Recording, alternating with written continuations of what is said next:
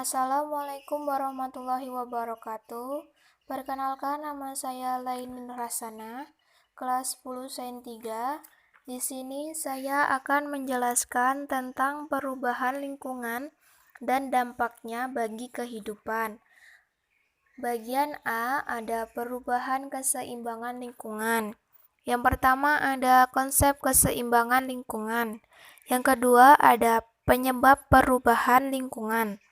Beberapa faktor yang dapat mengakibatkan perubahan lingkungan sebagai berikut. Yang pertama ada perubahan lingkungan akibat faktor alam. Yang kedua ada perubahan lingkungan akibat faktor manusia. Beberapa contoh aktivitas manusia yang dapat mengakibatkan perubahan lingkungan sebagai berikut. Pertama ada pembukaan lahan. Yang kedua ada aktivitas pertanian yang diikuti dengan peningkatan penggunaan pestisida dan pupuk kimia yang berlebihan. Yang ketiga ada eksploitasi sumber daya laut yang tidak ramah lingkungan. Yang ketiga ada pencemaran lingkungan. Bahan-bahan atau zat yang dapat dicemari lingkungan disebut polutan.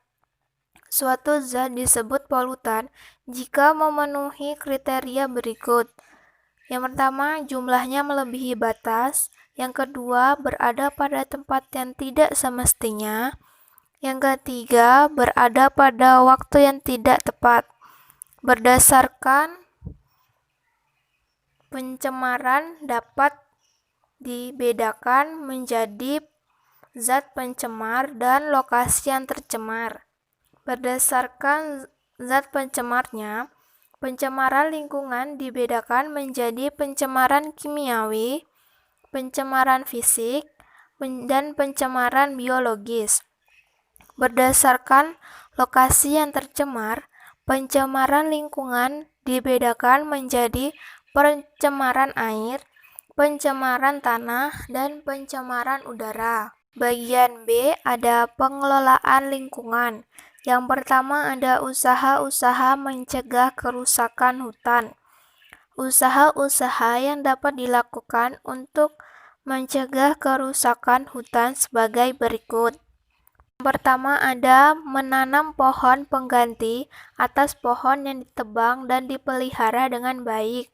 Yang kedua, memberlakukan sistem tebang pilih terhadap pohon-pohon yang memenuhi persyaratan. Yang ketiga, melakukan reboisasi di lahan yang rusak. Kedua, usaha-usaha untuk mencegah pencemaran lingkungan. Yang pertama ada usaha-usaha untuk mencegah pencemaran air sebagai berikut. Yang pertama, menetralkan limbah industri dengan membuat instalasi pengelolaan limbah. Yang kedua, membuat penampung limbah rumah tangga yang berupa tangki resapan. Yang kedua, usaha-usaha untuk mengatasi pencemaran udara sebagai berikut. Yang pertama, melakukan reboisasi atau penghijauan sebagai penetral pencemaran udara. Yang kedua, menjalankan program pengendalian pencemaran yang disebut Program Langit Biru atau PLB. Yang ketiga, usaha-usaha untuk mencegah pencemaran tanah sebagai berikut. Yang pertama, mengurangi bahan pencemar dari sumbernya untuk mencegah dampak lingkungan yang lebih berat. Yang kedua, mengurangi jumlah limbah yang dihasilkan oleh industri terutama yang mengandung zat-zat kimia. Yang ketiga ada pengelolaan limbah. Limbah dibedakan menjadi beberapa jenis sebagai berikut. Yang pertama ada limbah organik, yang kedua ada limbah anorganik, yang ketiga ada limbah B3 atau bahan berbahaya dan beracun.